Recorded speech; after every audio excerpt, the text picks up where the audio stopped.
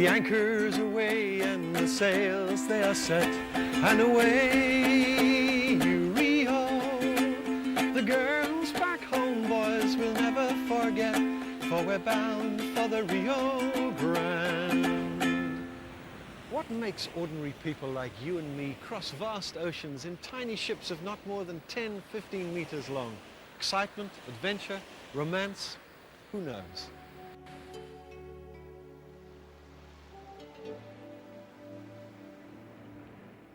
I grew up here at the southern tip of Africa, on the old trade route to the Far East.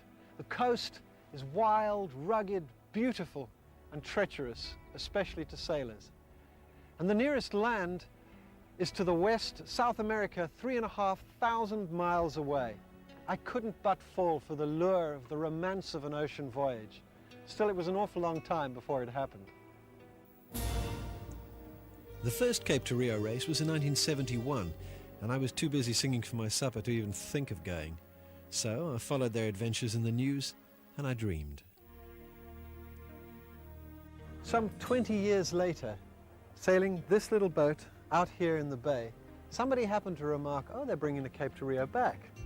Well, that was surely something to sing about. Summer sunset on a painted sky, soft spray wash away tear from my eye.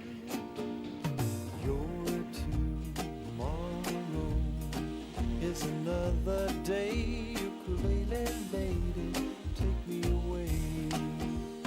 Maybe I'm right and maybe I'm wrong, but you will always be the other woman to me. But don't let it make you blue, 'cause you're my lady too. So take me back to the one I love, and I'll be true to you.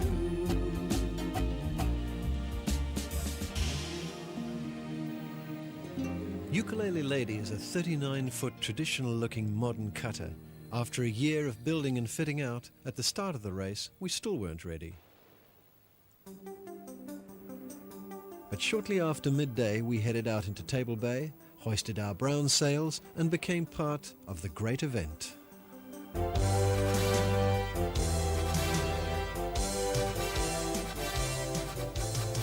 Within 6 hours, we'd lost our steering twice in 30-knot winds, but by morning we were well and truly on our way, at least some of us. You don't have to. Why am I getting sick now for crying in a bucket? This is a pair of sea legs.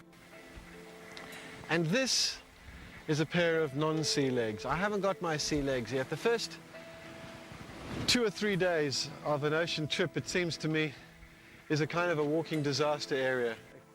Downstairs is chaos, but it's becoming organized now on the second day.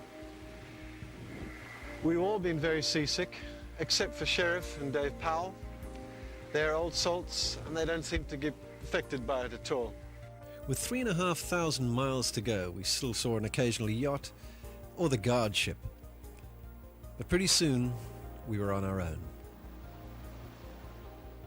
7 people on a 13-meter heaving, moving platform. Different people sail, race for different reasons.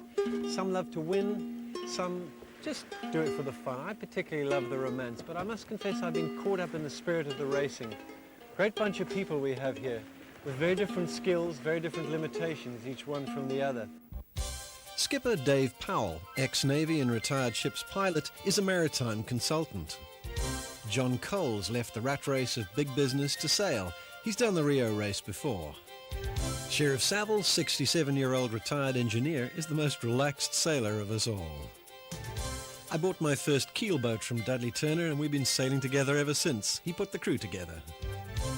Yacht designer and experienced solo sailor Dudley Dix is on his first ocean passage.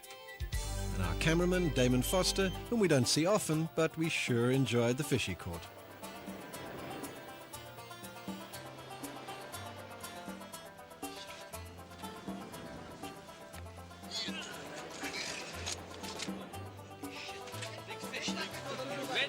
Red bucket won't fit in, little one. What is it? Ton.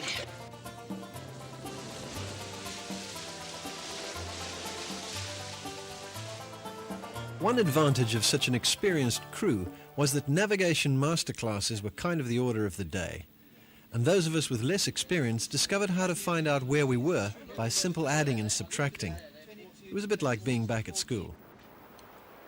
When you're bowling along at 8 or 9 knots, you can't just dive overboard for a swim, because within seconds you'd be out of sight in the Atlantic swell. So washing is a bucket of water on deck, and until we got into warmer water, it was refreshing. Wow!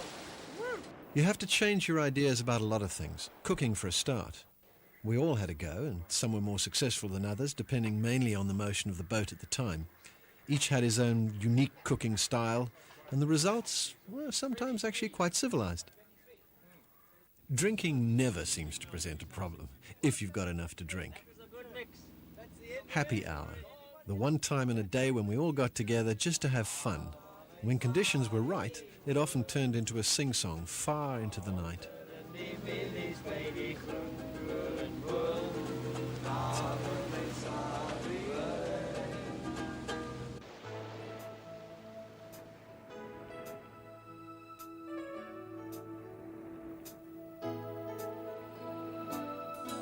In the whole trip over, we probably saw fewer than half a dozen other boats, but we knew they were there by the occasional refuse, the plastic bottles and bags.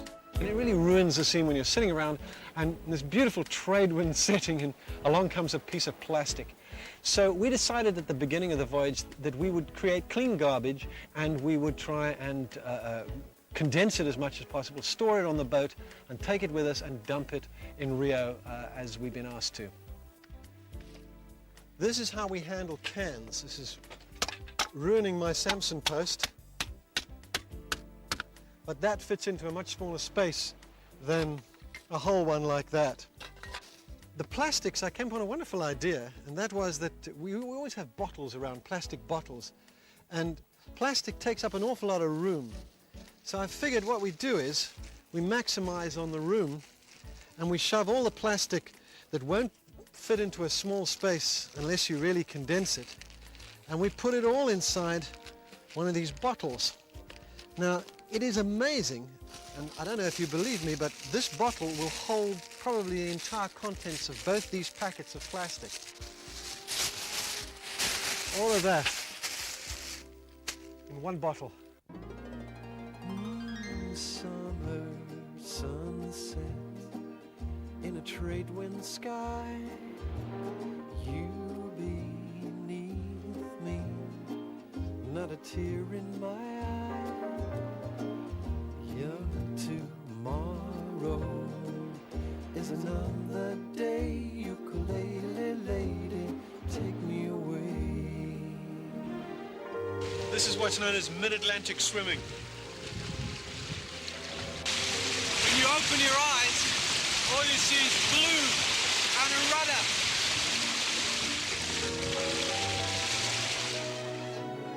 Nighttime, star time, phosphorescent glow. Take a fix on where you wanna go. I can feel you, wind in your hair, ukulele lady, carry me there. Golden rule number one at night is you always wear a safety harness and you clip on to whatever there is around, a stay or the jack lines, the safety lines that run along the length of the boat. So if you're going up front, you don't fall over. If you do fall over, you've got something to hold on to. Rule number two, I think, is that you clear the decks. You make everything ready for night sailing, so that if anything does happen, you have to make a sail change, the wind gets up, everything is in order and it's where you remember it to be. We had one very exciting evening when we were running down under Spinnaker at breakneck speed, and we passed another boat very close in the middle of the night. That was quite hair-raising and quite frightening, to be quite honest. We caught a sailfish today. The sailfish got away. I got a couple of shots just before it sort of went along like that and freed itself off the hook.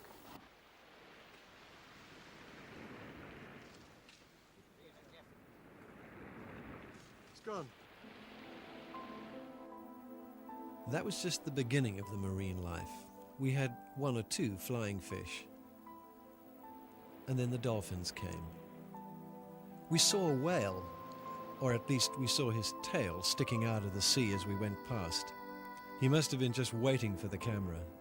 The dolphins were quite beautiful. They dived and swam alongside the boat, and they played as only dolphins can.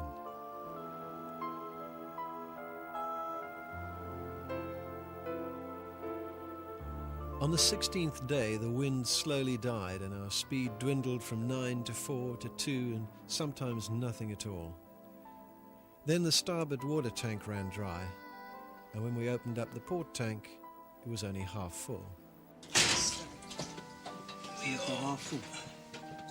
We probably had a slight leak. I think we didn't fill it up properly in the first place. And I drank it. I've given a lot of thought, I understand.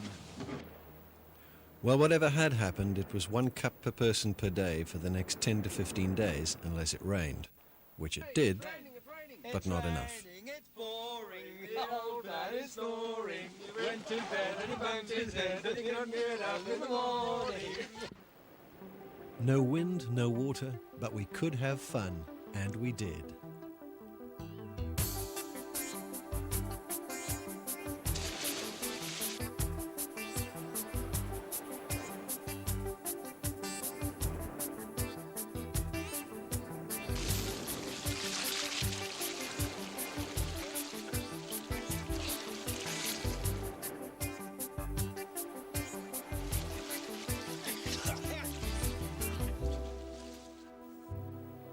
On the afternoon of the 3rd day drifting, we sighted a sail on the horizon, and in a flash we were on the radio inviting them to join us for happy hour.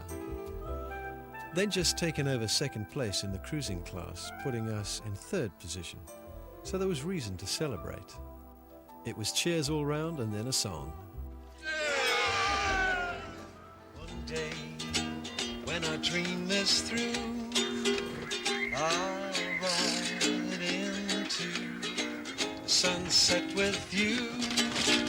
Till that day comes, wherever we may roam, ukulele lady, carry me home. Ukulele lady, carry me home.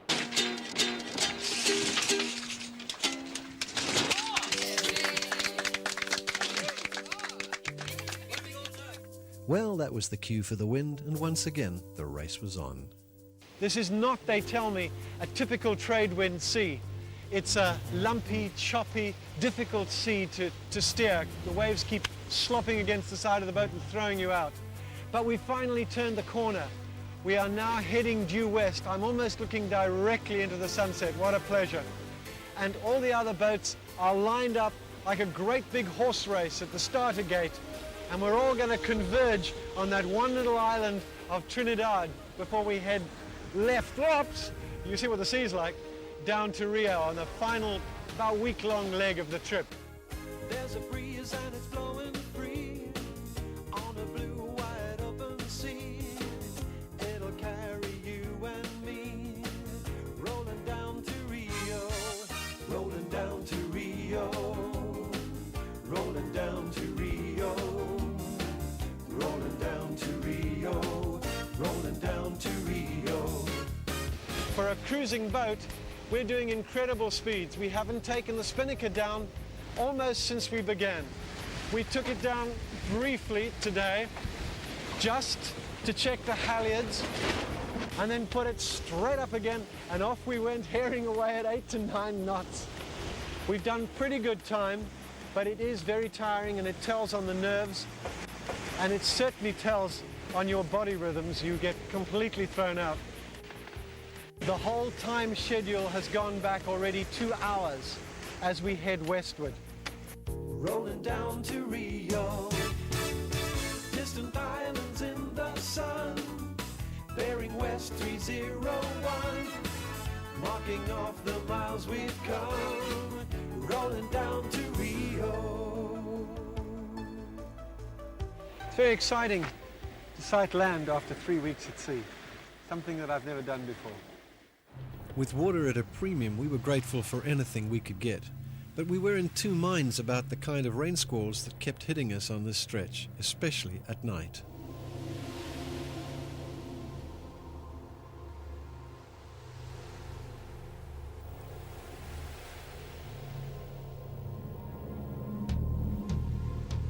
There's a sail that feels like a friend. A stitch in time can always mend. Will it stay with you to the end? Rolling down to Rio. It says here in the supplement to the South American Pilot that there is exploratory drilling going on between the offshore rigs, the permanent rigs off the Brazilian coast. And mariners are warned that unlit marker buoys are to be found in between the permanent rigs. It was about a 25-knot breeze blowing last night, and we took the cautious route, but I believe one of the other boats actually went in between the rigs. Rolling down to Rio, rolling down to Rio, via Cabo Frio, rolling down to Rio. Well, we passed Cabo Frio sometime during the night, and we're now in Guanabara, and it's the traditional calm that you get just before Rio. We could make it by tonight or by tomorrow, or it depends when the wind comes. We had a little fun during the night. We did one of our less successful jibes and lost a piece of the woodwork on the boat. And we finally tore our faithful green and white spinnaker to shreds, so it was down to the spare one for the last stretch. Sheet was way out across the end. We ripped the bag right across the nose. Down the coast and on we go, where the gentle breezes blow. Getting there, but it's oh so slow, drifting down to Rio. 9 miles to the island of Maracay, and we'll be taking the inside route between the land and the island. Well, it turned out the channel was too shallow, so we went the outside route instead. Then we discovered we had company. There's a boat and her name is Blue. We got one mast and she got two. Could it be she's catching you? Rolling down to Rio. Well, only 5 more miles to go now, but it seems to be endless. Just about in a few minutes' time, everybody will be going down below to smarten up and get ready to cross the finish line.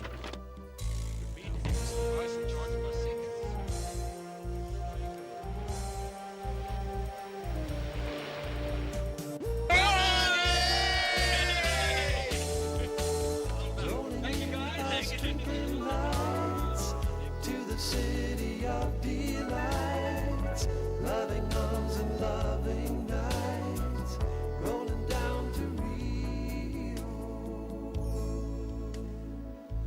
rolling down to Rio.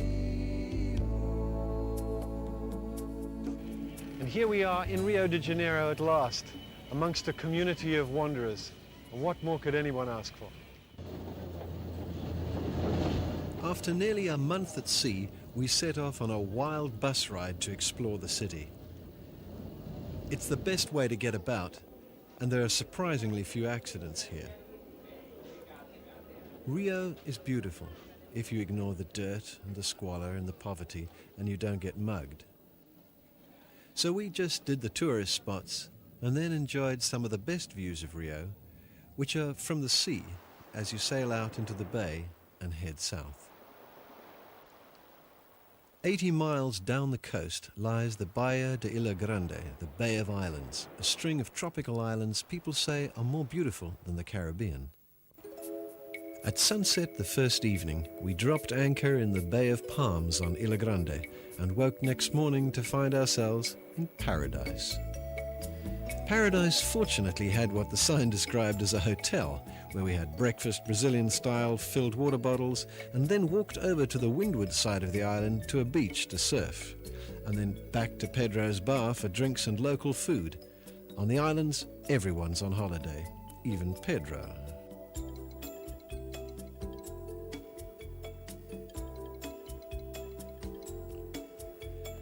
And so it went from bay to bay, inlet to inlet, anchoring, swimming, eating, drinking, and living the tropical life.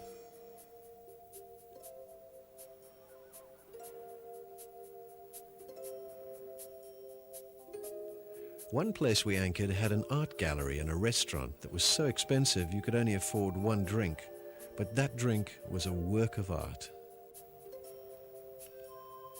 One had a disco with a virtuoso solo guitar who kept us awake until 3 a.m. playing one chord over and over.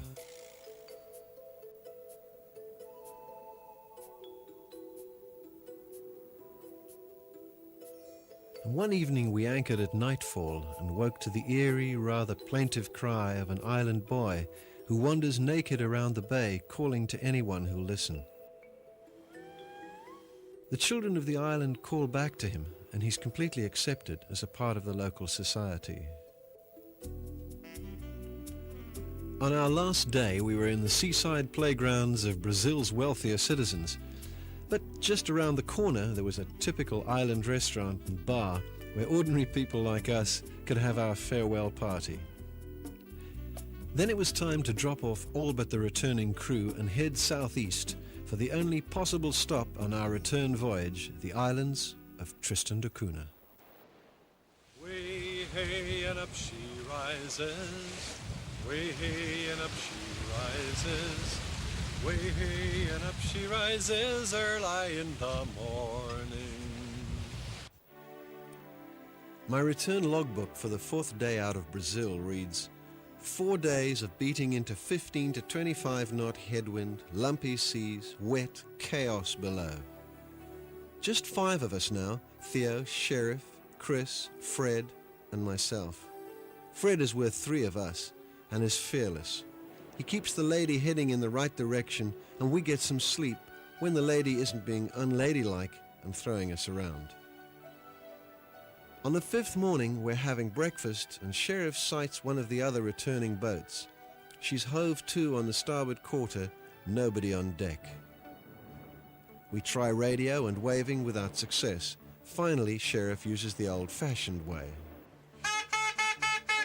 Within seconds, out comes a helmsman, a jenny, and a rapid increase in speed. Fred just holds his course, and we're grateful that at least we don't have to steer.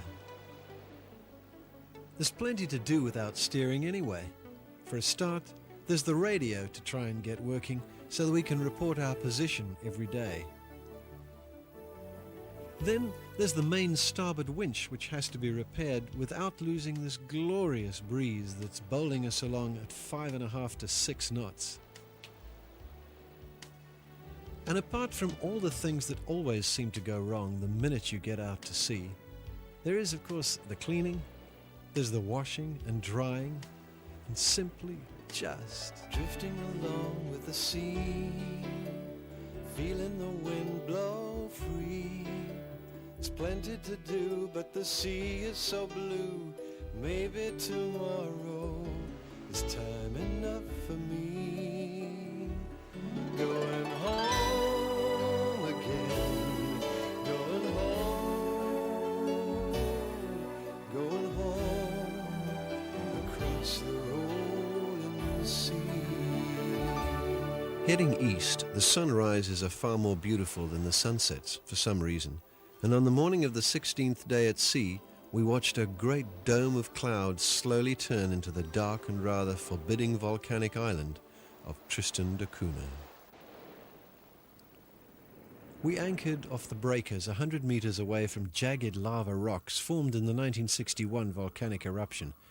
That was the year that 198 people fled in their tiny boats to neighboring Nightingale Island before being evacuated to England. 2 years later, they came back to this lonely, beautiful place to farm and to catch the crayfish that are the lifeblood of the Tristan economy. At 4 o'clock that afternoon, we heard on the weather report that a cold front was approaching, promising winds of up to 55 knots. It was time to go. An hour later, we're surfing along with a sou'wester behind and one poled-out headsail clocking up 6 to 8 knots, and we're going home. Going home, going home, going home across stormy sea.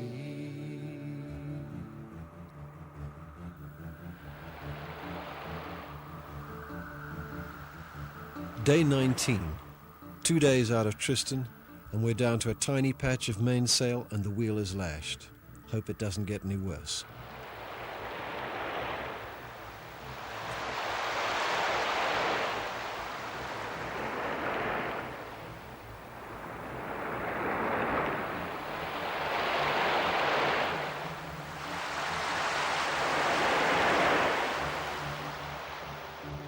Day 20. Well, it did get worse, but it's down to 25 knots of wind speed now and we're putting on more sail. On the radio we hear that boats within a few miles of us have not fared so well, but I guess this is the Southern Ocean. From then on we had fair winds and sunshine all the way home, and on the 29th day I wrote, "Spotted the halo of light from Cape Town shortly after midnight. Now the coast's in sight and we're all getting ready for shore. I wonder if we'll be able to adapt to the real world." And someday, one day, when our dreaming's through, I'll sail into sunset with you. Till that day comes, wherever we may roam, ukulele lady, ukulele lady, carry me home.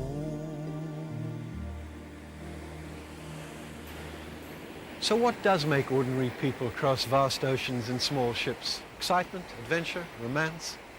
Or is it that special relationship you find with the sea that can't be explained, it has to be experienced? Mine was a voyage of discovery. I got to know all those secret doubts and fears, and knowing what I know, if I could, I'd go again tomorrow. Summer sunset on a painted sky, salt spray wash away